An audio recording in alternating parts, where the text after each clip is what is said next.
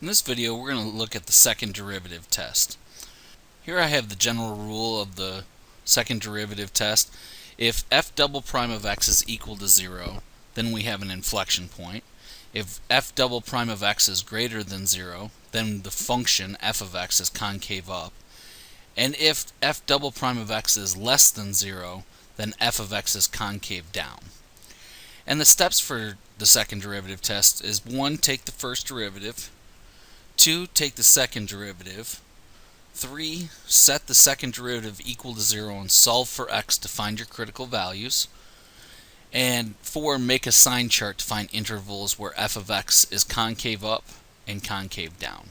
In this first example, I have f of x is equal to 2x to the fourth minus 12x squared plus 3. So step 1, take the first derivative. So 1 f prime of x is equal to 8x cubed minus 24x. Step 2, take the second derivative.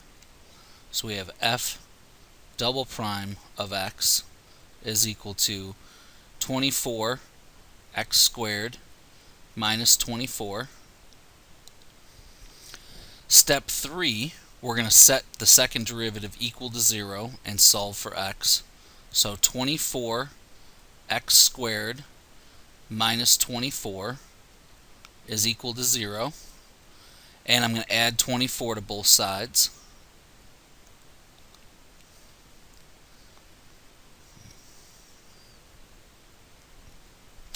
Now I'm going to divide by 24. And then x is equal to plus and minus 1. So now that we've found that our critical values is plus and minus 1, now we're going to make a sign chart. So for step 4, we're going to make a sign chart, and we're going to put our critical values on our sign chart. And now we're going to test intervals again. So we're going to test a number in each of these intervals just like we did for the first derivative test. So I'm going to rewrite my second derivative over here in a way that makes it easiest for us to analyze. So f prime double prime of x is equal to 24 times x squared minus 1. And now we want to test points in each interval. So I want to find f double prime of negative 2, f double prime of 0, and f double prime of 2, which is equal to, if we put negative 2 in, we get 4 minus 1 is 3 times 24 gives me 72. And if I put 0 in, I have negative 1 times 24 gives me negative 24. And if I put 2 in, I get 72 as well. So here in negative 2, we're a positive number, which means we're concave up.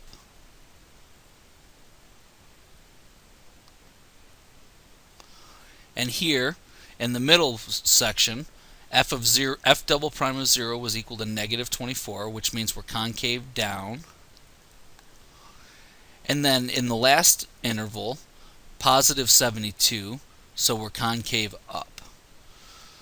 So now, since our concavity changed from negative to positive and positive to negative, we have inflection points at negative 1 and 1. So we have an inflection point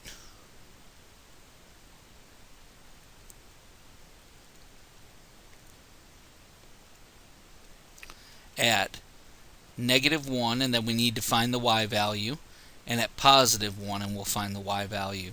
Now our original function was 2x to the fourth minus 12x squared plus 3. So I'm going to go ahead and write f of negative 1 here and f of positive 1. If we put negative 1 in, both of our exponents have even exponents. So we have a 4 and a 2, so both 1 and negative 1 are both going to be the same number. So here we have 2 times 1 minus 12, that's negative 10, plus 3, so we get negative 7 for both of these. So we have inflection point at negative 1, negative 7, and positive 1, negative 7. And now we need to find our intervals of concavity. So we're concave up from negative infinity to negative 1, union 1 to infinity, and we're concave down from negative 1 to 1. And that's an example of a polynomial. Now our next example, we need to be careful about our domain, because here the function doesn't exist at 0. So our domain is negative infinity to 0, union 0 to infinity. So we need to make sure none of our intervals of concave up or concave down or an inflection point happens at 0. And before I do step 1, I want to rewrite this function so that it's easier for me to use the power rule. So I'm going to rewrite this as x cubed plus 5x to the negative 1. So now in step 1, we take the derivative, f prime of x. And f prime of x is equal to 3x squared minus 5x to the negative 2. In step 2, we'll take the second derivative. So f double prime of x is equal to 6x plus 10x to the negative 3. And now I'm going to rewrite my second derivative to make it easier for us to work with. So I'm going to say f double prime of x is equal to 6x plus 10 over x cubed. And then I'm going to write it with a common denominator. So I'm going to rewrite this one more time as 6x to the fourth plus 10 divided by x cubed. Remember, the next step we're going to do is set it equal to 0. So we want to be able to solve that easily. So step 3 is set f double prime of x equal to 0. So we have 6x to the 4 plus 10 is equal to 0. Remember, we only have to set the numerator equal to 0. And when we do this, we can see that we have an even exponent, which means even if we put a negative number in, there's no way to get a negative number out, and then plus 10. So this cannot equal 0. So we have no inflection points is what that tells us.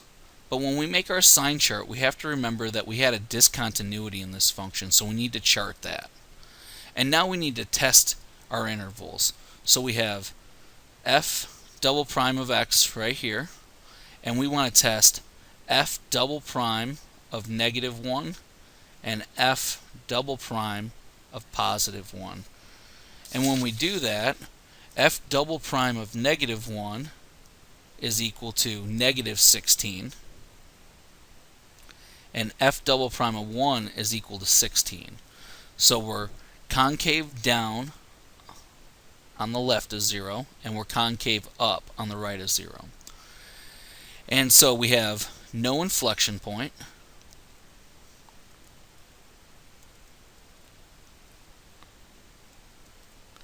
and then we're concave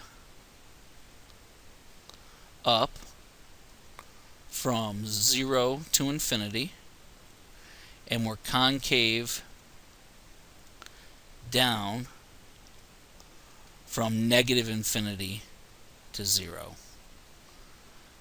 And that's how we use the second derivative test.